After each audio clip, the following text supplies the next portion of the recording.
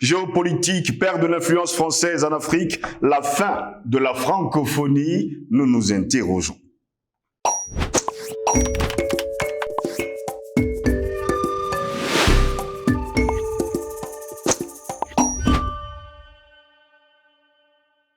C'est toujours un plaisir de vous retrouver sur Panafricaniste TV.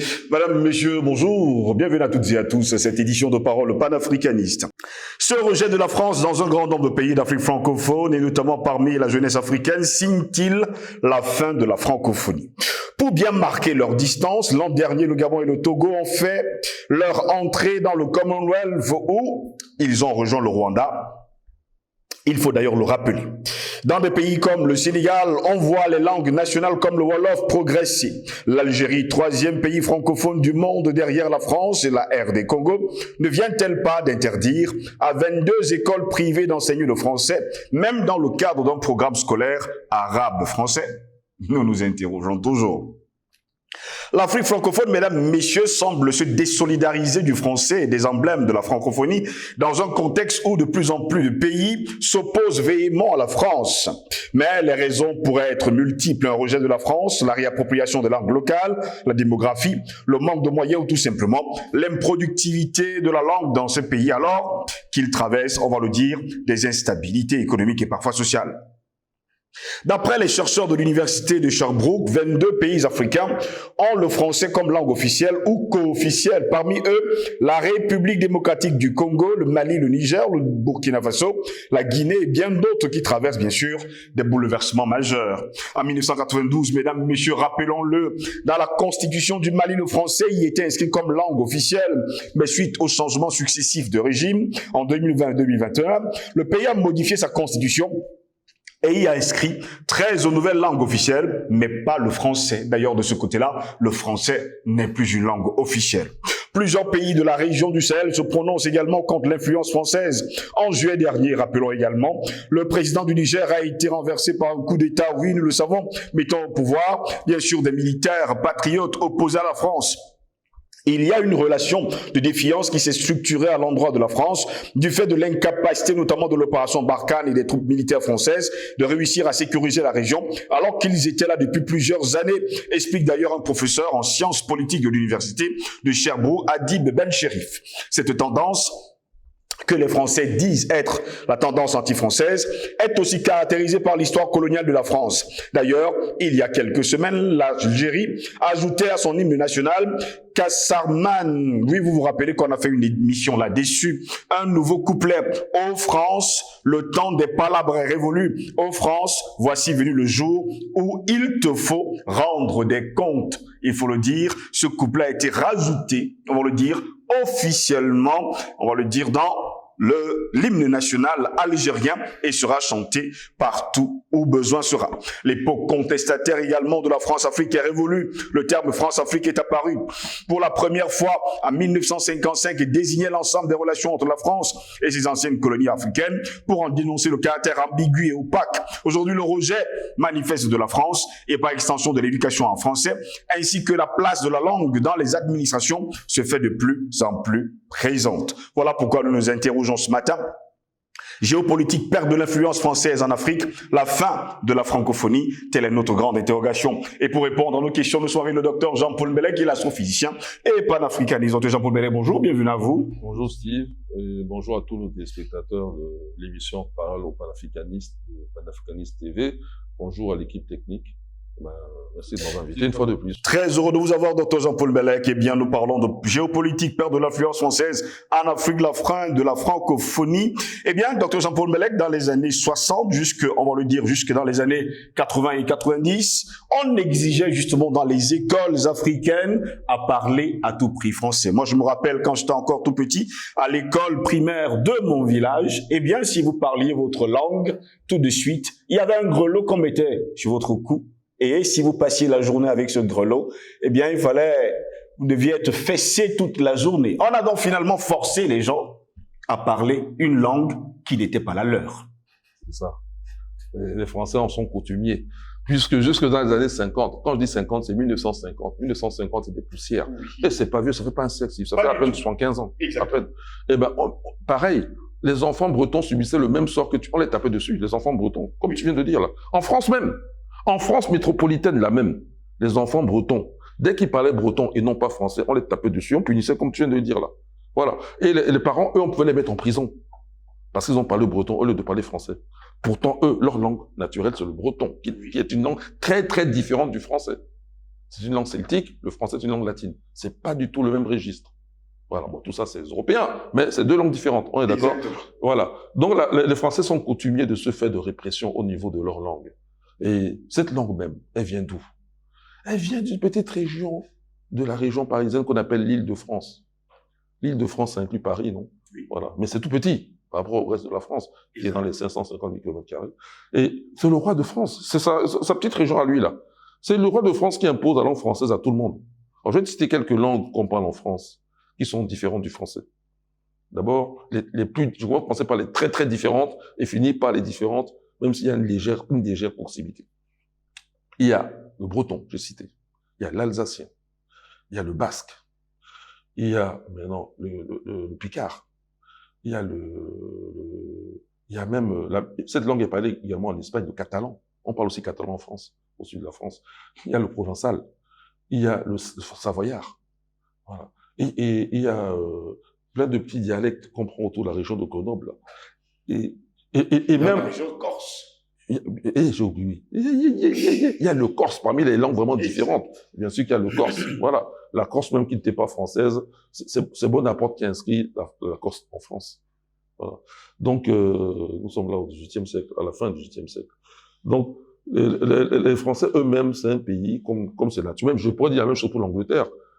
L'italien, ok, l'italien, Steve, peut-être les gens ne le savent pas. La langue nationale de l'Italie, là, qu'on parle, mais elle a été créée de toutes pièces au 19e siècle. Hein, à la suite de la révolution menée par Garibaldi.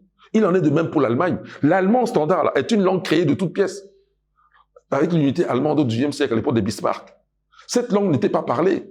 Chaque région avait sa langue. Il y avait le bavarois, il y avait... Ça, c'est l'Allemagne. Pareil pour l'Italie, il y a une langue qu'on parlait. Les Siciliens, encore aujourd'hui, ils ont leur langue à eux.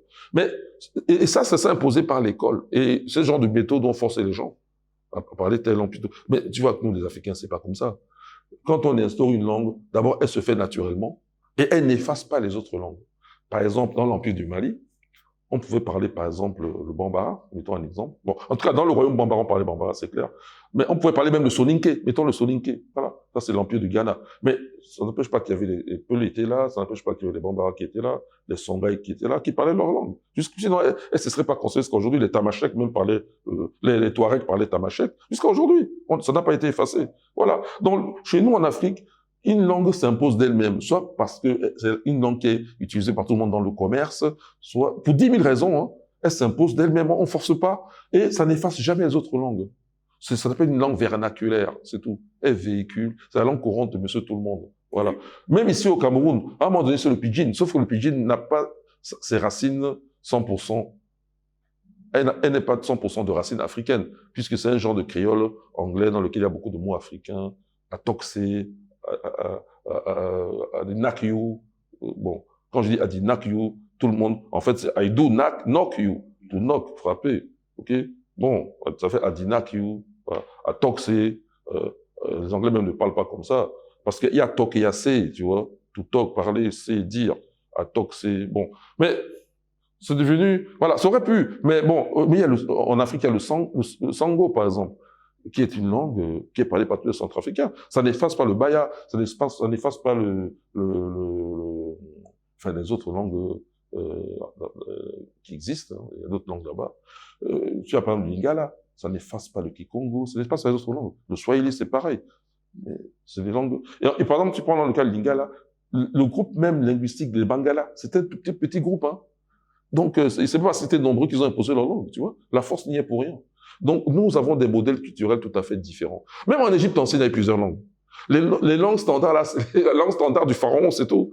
Oui, comme la plupart venaient d'une région, en tout cas, la classe des prêtres était de Thèbes, c'est cette langue bon, elle-même évolue dans le temps, qui s'impose. Mais en fait, le simple fait seulement que parfois il y a cette notion de déterminatif montre qu'il y avait ne serait-ce que des variétés dialectales. Et on le voit à travers le copte. Il y a quand même 9 dialectes coptes. qui descendent tous des Égyptiens anciens. Mais il y avait des langues différentes en Égypte ancienne. Sinon, comment ça fait que... En fait, c'est un principe africain. L'unité dans la diversité. Et pourquoi l'unité dans la diversité? Parce qu'on ne va pas contre la nature. La nature, faisant que l'homme soit né en Afrique, la diversité s'impose aux Africains. Donc c'est un simple constat. Comme on ne va pas contre la nature, on l'assume, tout simplement. Et on converge vers l'unité pour le meilleur vivre ensemble. Voilà, c'est comme ça. Dans les cultures africaines, elles sont une. Tu peux dire mais et l'autre il dit bana et l'autre il dit bon bref ils ont différentes façons de dire d'une langue à l'autre. Tout le monde comprend, mais et surtout tout le monde fera de la même manière.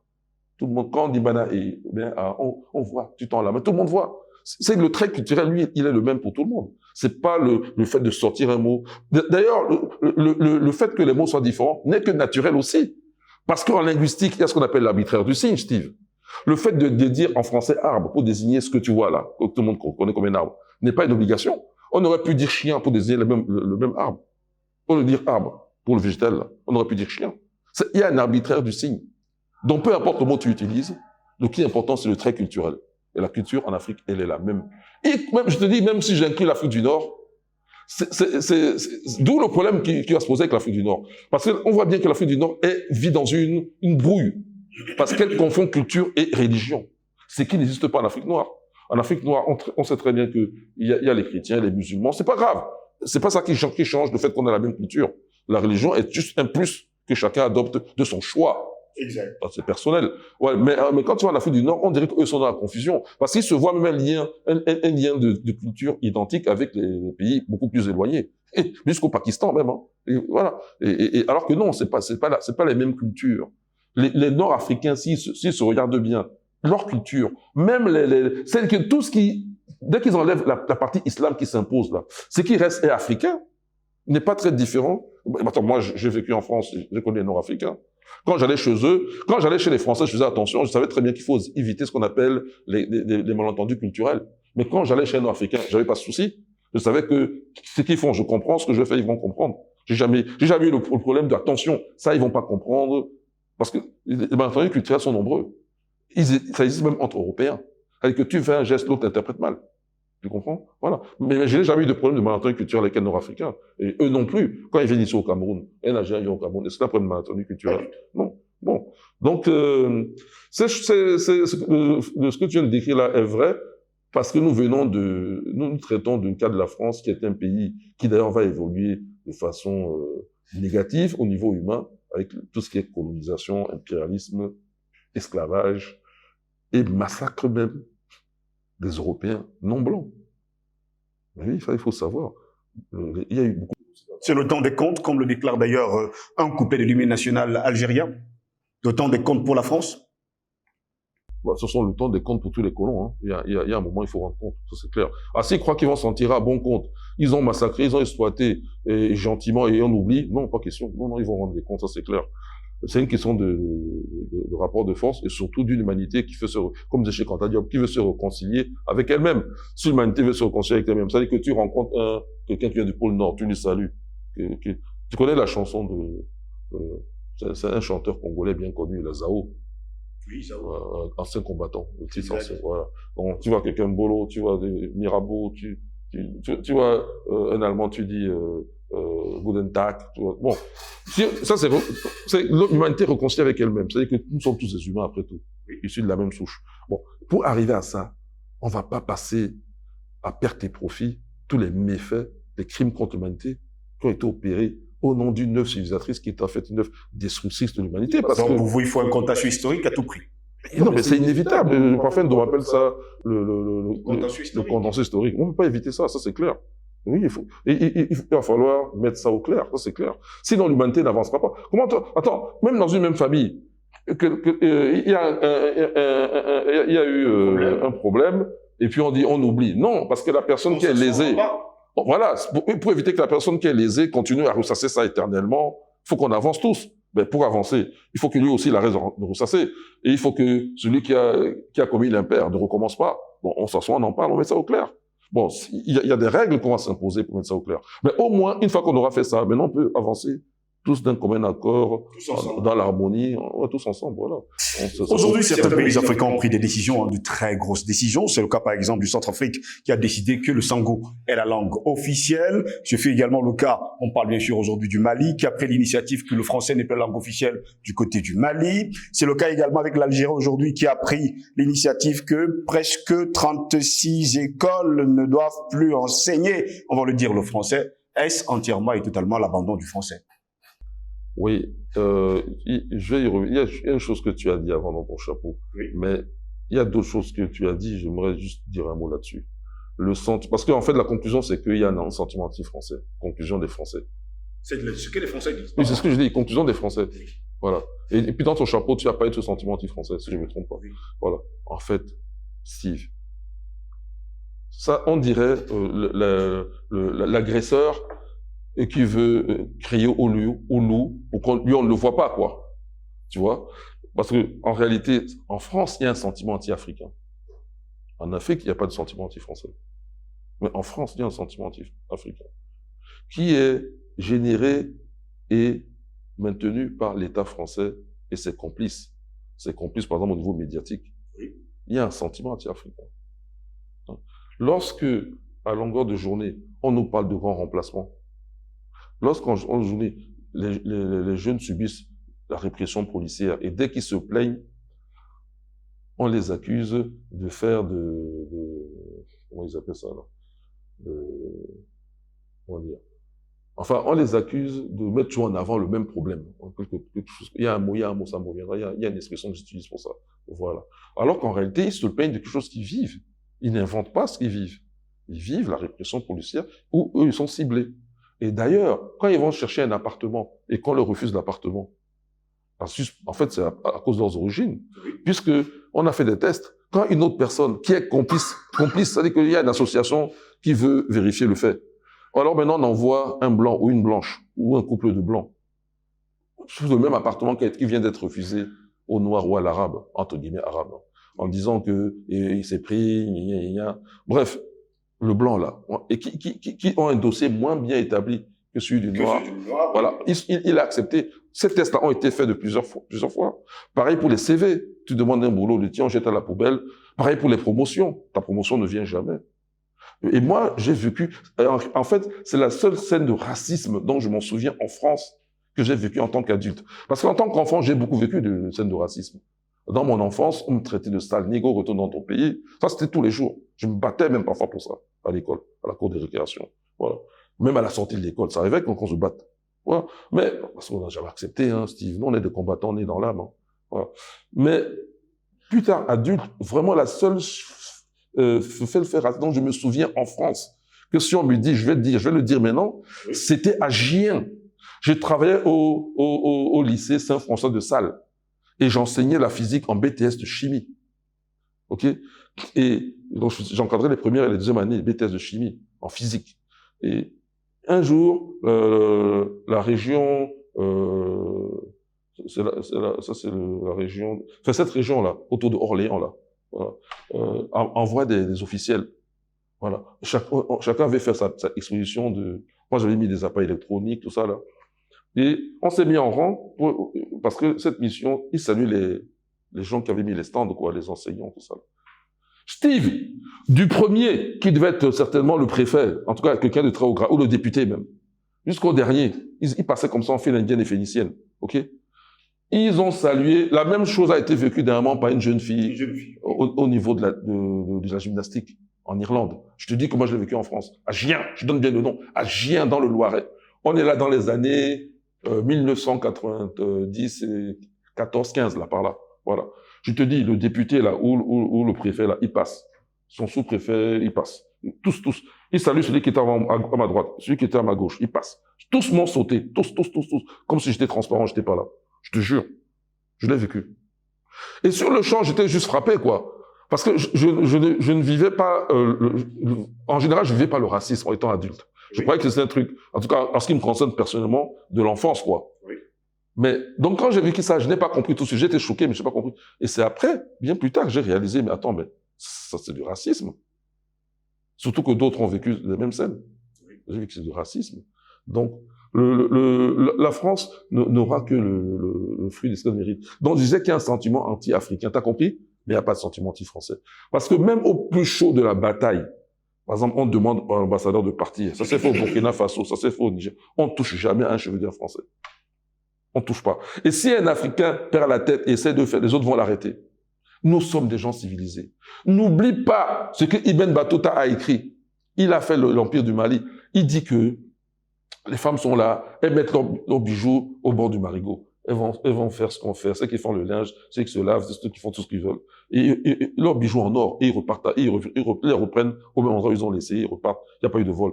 Et que les objets des étrangers, par exemple les Arabes, voilà, les musulmans, enfin tous ces arabo-musulmans là, quand un meurt, on le garde et on le remet, les gens du village le remettent au prochain arabo-musulman qui arrive, en lui portant témoignage de la personne qui était là avec eux. Ils n'ont jamais maltraité.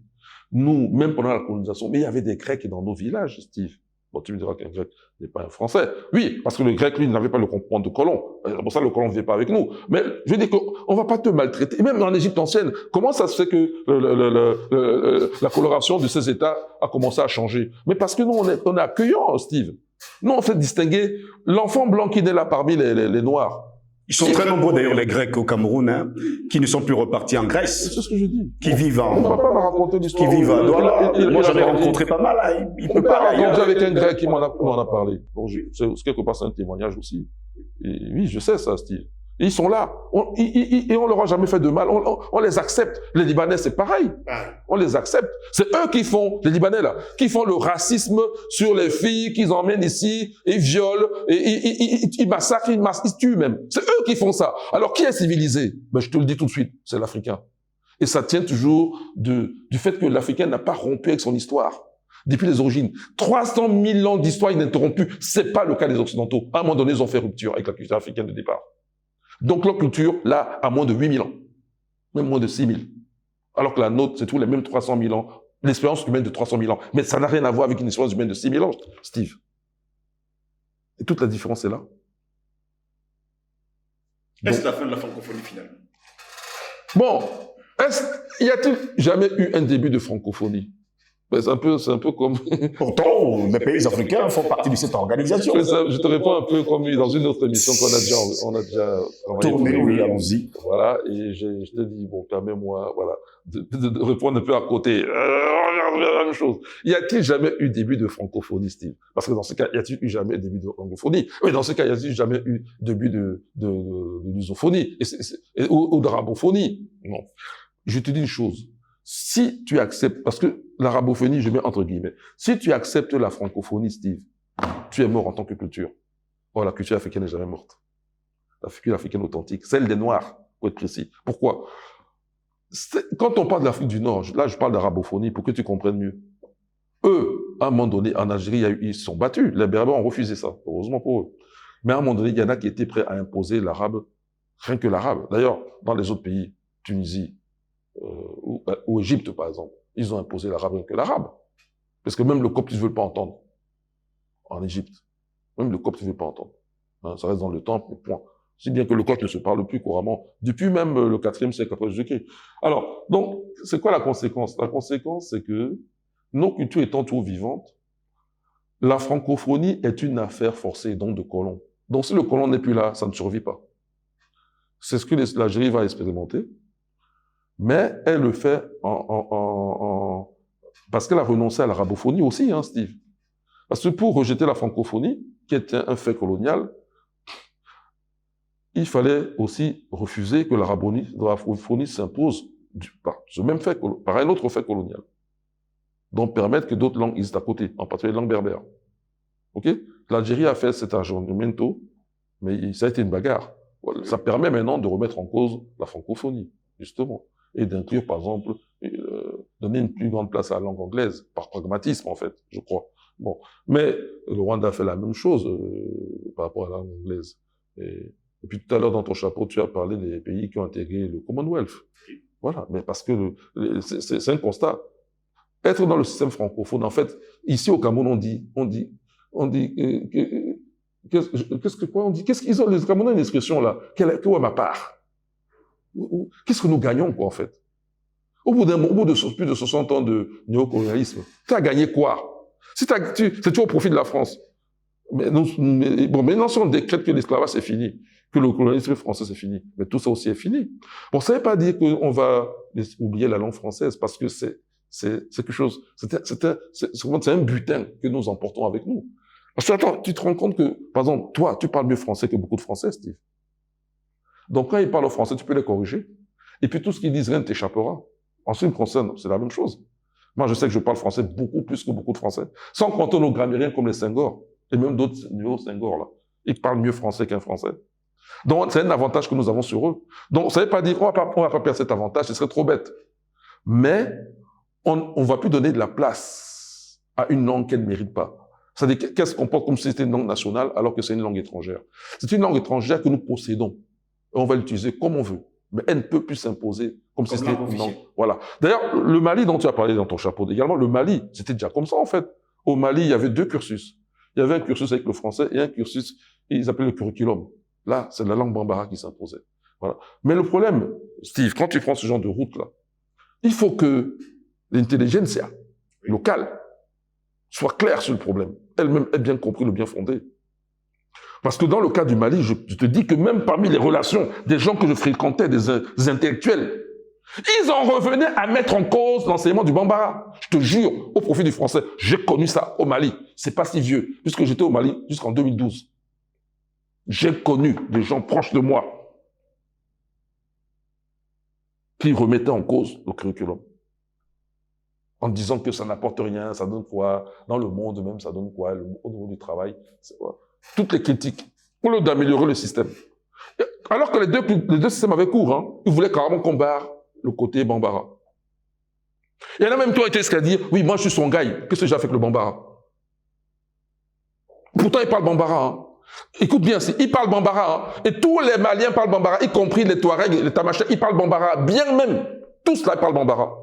La langue qui s'impose au Mali, c'est bambara. Je te dis, tu vas à l'extrême nord, à Kidal, les gens parlent bambara. Le Touareg, parce que je donne le cas de Touareg parce que... Mais l'arabe, non, mais le Touareg, encore laisse tomber Touareg. Non, lui, il ressemble un peu aux autres Maliens. Non, non, prenons l'arabe. Les Arabes, ils parlent bambara, non? L'arabe malien, il parle bambara. Mais je te dis que j'avais des camarades qui remettaient en cause l'enseignement. Oui. Et on va également avoir ce problème un peu partout si on abandonne. Il faut que ce soit clair, c'est-à-dire que ces gens-là, à un moment donné, on va les traiter comme ils sont. On va leur dire que, bon, ok, t'as beau être mon camarade, mais en fait, t'es un endocolon. Bon, je vais te traiter comme un endocolon désormais. Il faut qu'on leur signifie ce qu'ils sont. Ce sont les endocolons. C'est-à-dire, alliés potentiels des colons, on n'en veut plus. Parce que si ces gens-là nous freinent, on va pas attendre le temps qu'ils comprennent. Si, à son niveau, il ne peut pas comprendre, c'est qu'il ne comprendra jamais. En ce cas-là, on le classe catégorie endocolon. Et nous, on avance. Et on va toujours avancer. Merci à vous, hein, Dr Jean-Paul Bellet, d'avoir répondu présent et surtout d'avoir répondu à nos questions. Merci Steve d'avoir invité une fois de plus et d'avoir permis de répondre à ces questions. La patrouille de la mort, Steve. Nous vaincrons. Merci. Mesdames et messieurs, au plaisir de vous retrouver très prochainement. Passez une agréable journée, mais surtout, restez sur Panafricaniste TV. L'information est en continu sur notre chaîne.